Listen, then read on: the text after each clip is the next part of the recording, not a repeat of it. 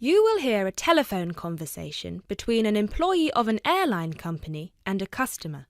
You have 30 seconds to look at questions 1 to 6.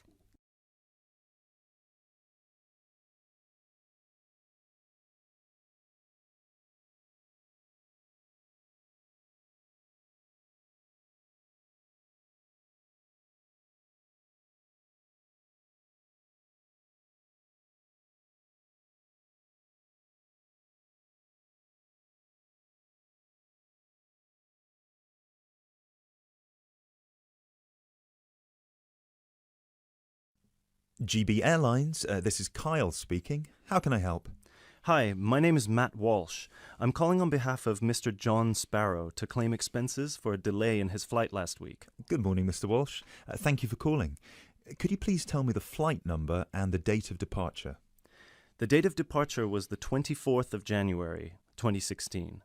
I'm afraid I don't have the flight number in front of me at the moment. Okay, that's all right. One moment. Could you tell me where was Mr. Sparrow departing from? He was departing from Athens. Is that Athens, Greece or Athens, Georgia? Athens, Greece. Right. And what was the destination? It was Heathrow, London. Right. We've got 2 flights from Athens to London, Heathrow, on the 24th of January 2016. Was it the 3:25 p.m. flight or the 9:45 p.m.? It was the later one, 9:45. Okay, so the flight number is GB1011. Right, okay. Okay, yes.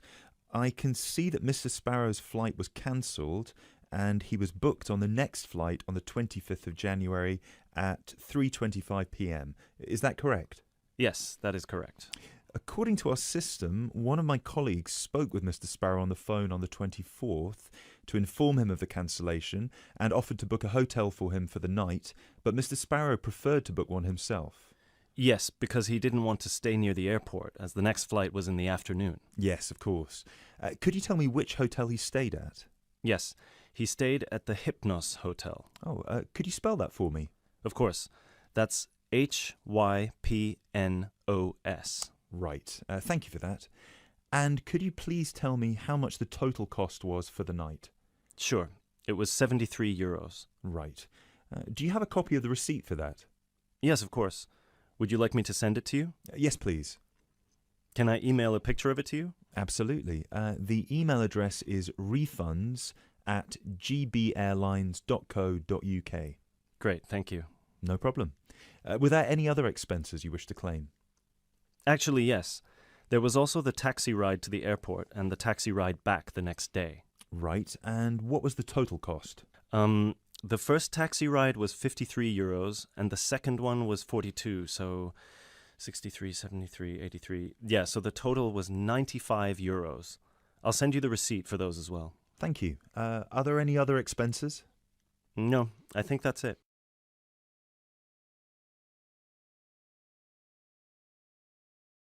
You now have 30 seconds to look at questions 7 to 10.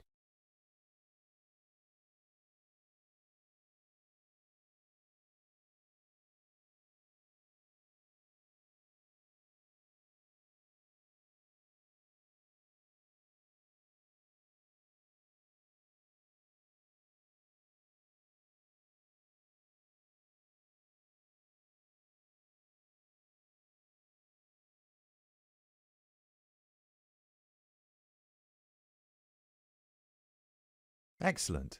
So if you could please send us the receipts for the hotel and the taxi rides, and after we receive them it should take about 48 hours for the funds to reach Mr. Sparrow's account.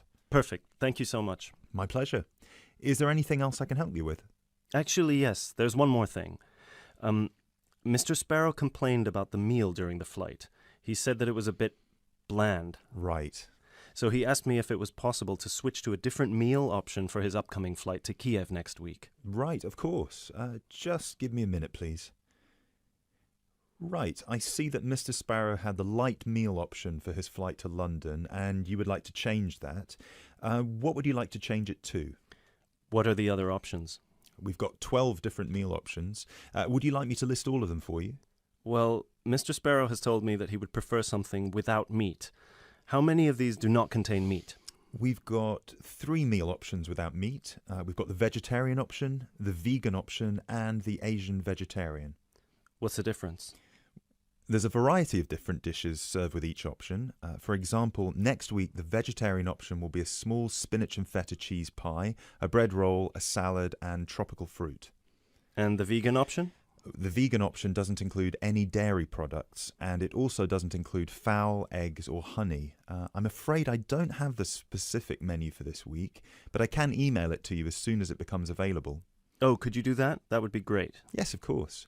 I can email you a detailed description of all the meal options if you like. Yes, please. No problem. Please do not forget to call us back to change the meal option. You need to do that 48 hours before the departure time for international flights and 24 hours for domestic flights. So 48 hours for this one then? Yes, exactly. Perfect. Oh, no, I'm sorry. Transatlantic flights require 48 hours. All flights within Europe require 24 hours. So in this case, you will need to call us 24 hours in advance. I apologise for that. Okay, great. So, could I please have your email address so I can send you the menus? Certainly. It's matt.walsh@sparrowlimited.com.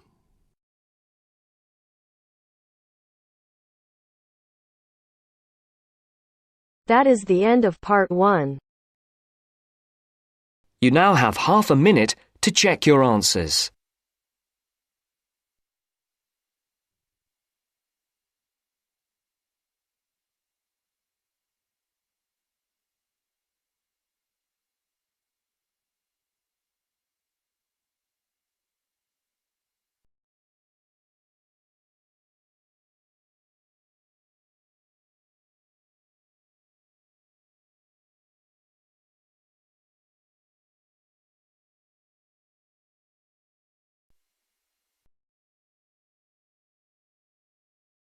Now turns to part 2.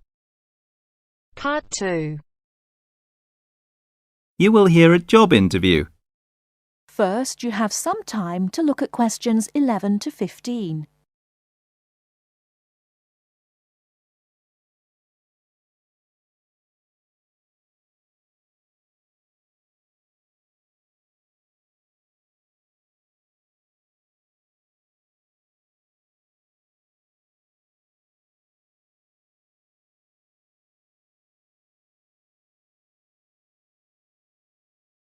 Now, listen carefully and answer questions 11 to 15.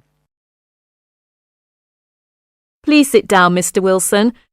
My name's Jane Smith, and I'm the personnel manager. Hello, how do you do? Now, this is just a short preliminary interview.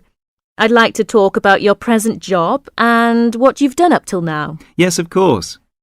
Well, could you tell me how long you've had your present position in evening news?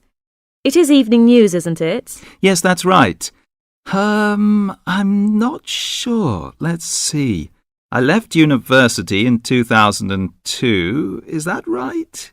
Yes, 2002. Then I was unemployed for about 2 months. And then I travelled round Britain for a few weeks. So it must be more than 3 years now, in fact. Yes. And have you any particular reason for wanting to change your job? I mean, why do you want to move? Well, I actually like my present job and still find it interesting. The salary's okay, so it's nothing to do with money, though you can always do with more. I suppose the thing is that I'm really very ambitious and keen to get promoted, so that's the real reason. You say you like your job. Can you tell me what aspect you like most? Oh dear, that's difficult. There are so many things. My colleagues are quite nice to go along with, so there's a good cooperative atmosphere, and compared to other presses, the working conditions are great. I mean, the office itself is good.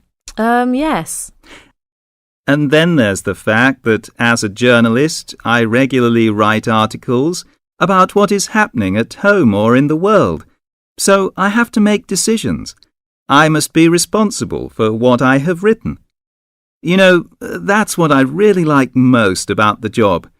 They give me lots of room for initiative. Yes. Well, We're looking for someone who isn't a clock watcher and who isn't too concerned about working fairly long hours. Oh, I don't mind that. I'm used to it. I often work irregular hours. I was very often made to work at night.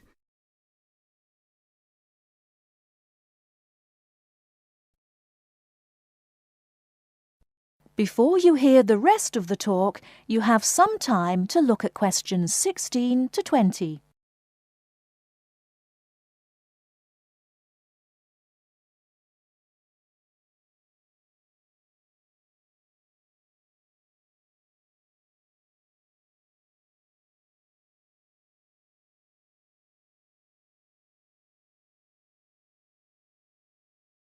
Now listen and answer questions 16 to 20.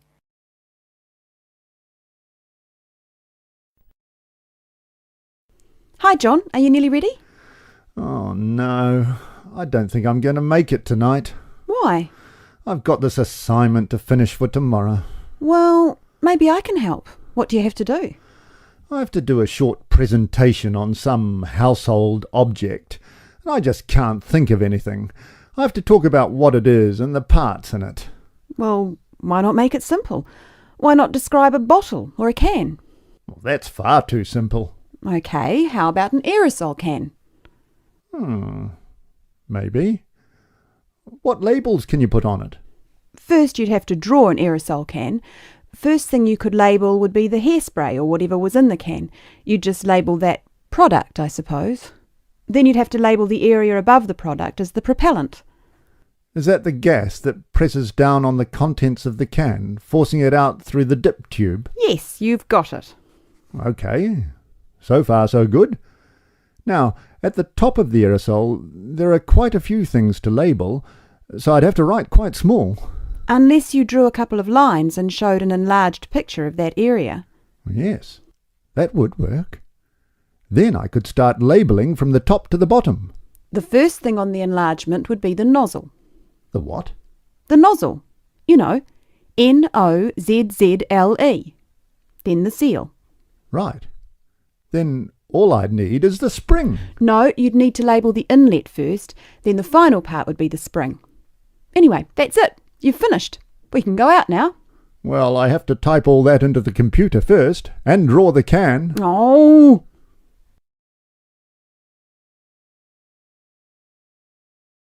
That is the end of part 2. You now have half a minute to check your answers.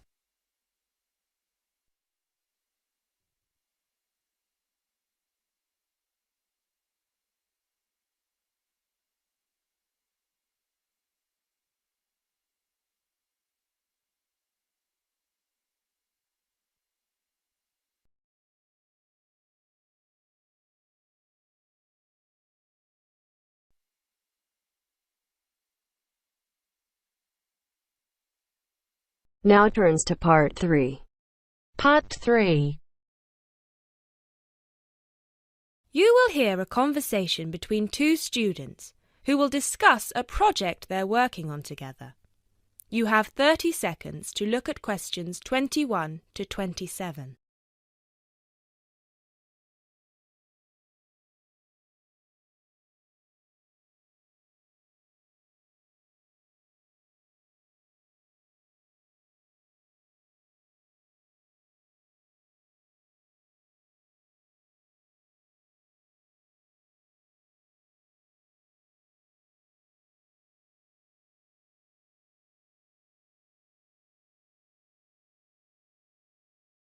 Hey, Jess, glad you could make it. We've got a lot to discuss. Hi, Matt. Yes, sorry I'm a bit late. I did bring all my notes with me. Yes, me too. Where shall we start? Well, I think it would be a good idea to clarify our objectives just one more time. Yes, good idea. Okay, here we are. We need to record, photograph, and identify the plant species in 10 1-square-meter plots. Does it say anything about where these plots should be and how they should be laid out? Ah, here it is. It says that all the plots need to be no more than 10 meters apart. And how do we choose them? Ah, this is the fun part. I remember this. Here we are. Make a 1 meter square frame using bamboo sticks available from the department stores. Yes, we've already done that. I know, I'm just reading the whole section. Okay. One person stands roughly in the middle of the chosen area and throws the frame. The other person uses a tape to mark out the square where the frame landed and returns frame to thrower. The thrower then turns a few degrees on the spot and throws again. The thrower must turn slightly after each throw and vary the force of the throw until after the 10th throw they are pointing in almost the same direction as the first. That sounds a bit complicated. That's only because it's all in writing. It's just a simple throw, turn, throw, turn, throw, turn until we have 10 squares. And I guess you want to do the throwing. Well, if you don't mind. I'm sure you'll be more accurate at marking the squares. Yes, I am sure I am, and I'm sure you've got a stronger throwing arm.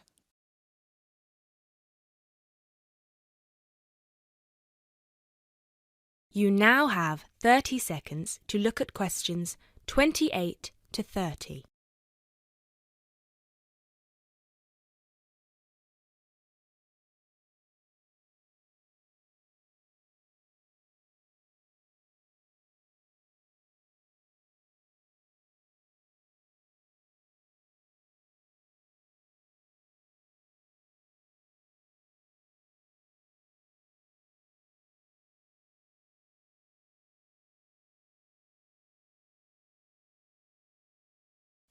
Okay, good. We've got that sorted.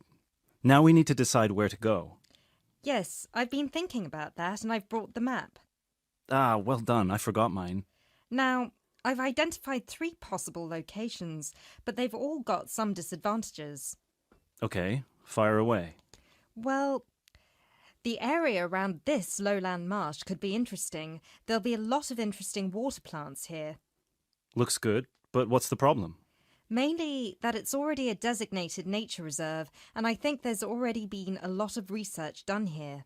Ah, I see. Well, I'd rather do something that's new and can be useful. I agree. That's why I identified this area further west. See, here, behind the beach. Oh, yes, I see. That area there, where it's flat, but quite high. Exactly. If you look a bit further inland, you'll see that there are hills which will protect that area from strong north winds. I see. Excellent. But what's the problem? Just that it may not be very interesting. We know that the geology there is not conducive to a wide variety of plants. I agree.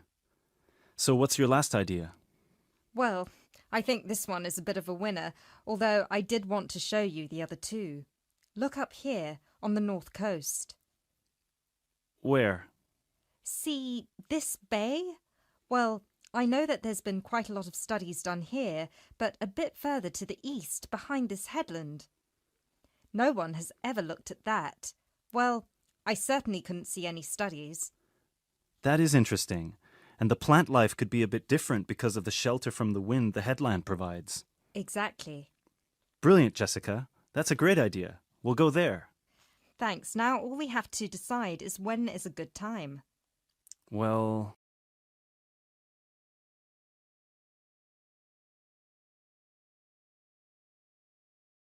That is the end of part 3. You now have half a minute to check your answers.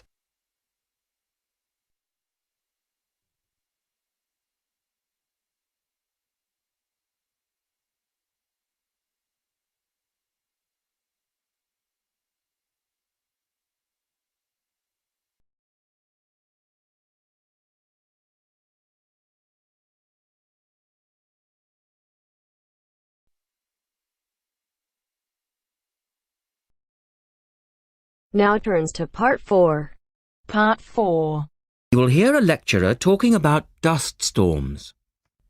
First, you have some time to look at questions 31 to 36.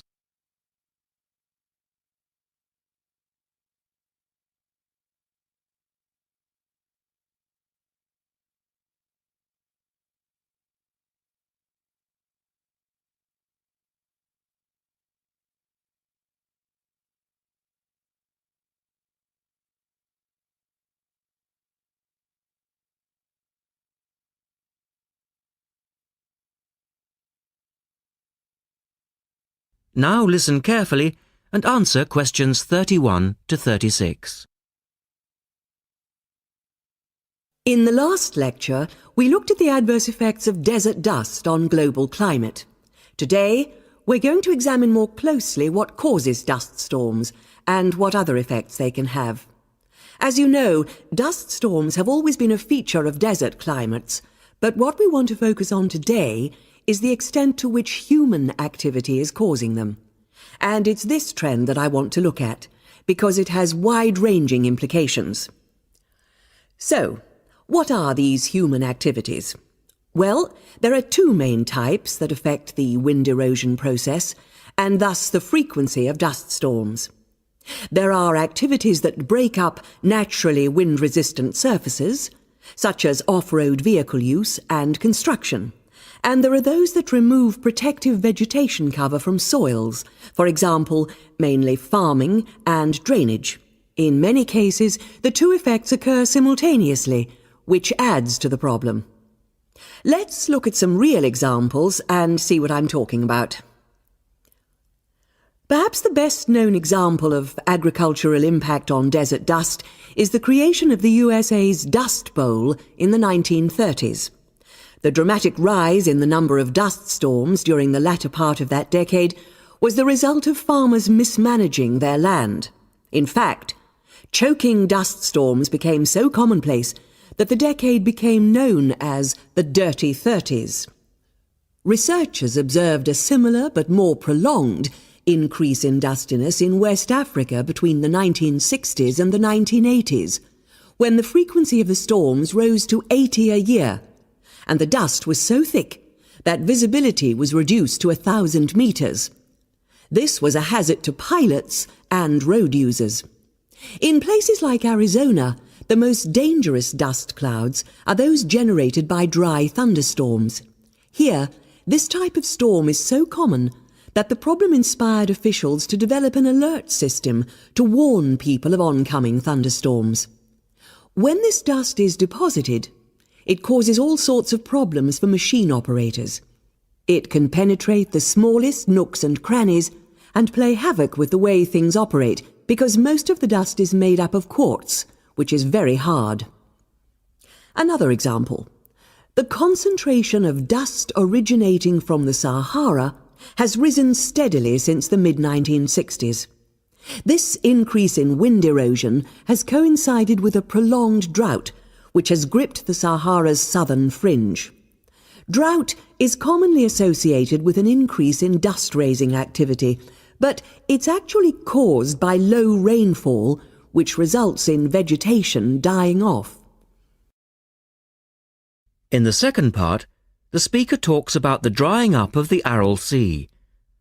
Look at questions 37 to 40 and complete the flowchart.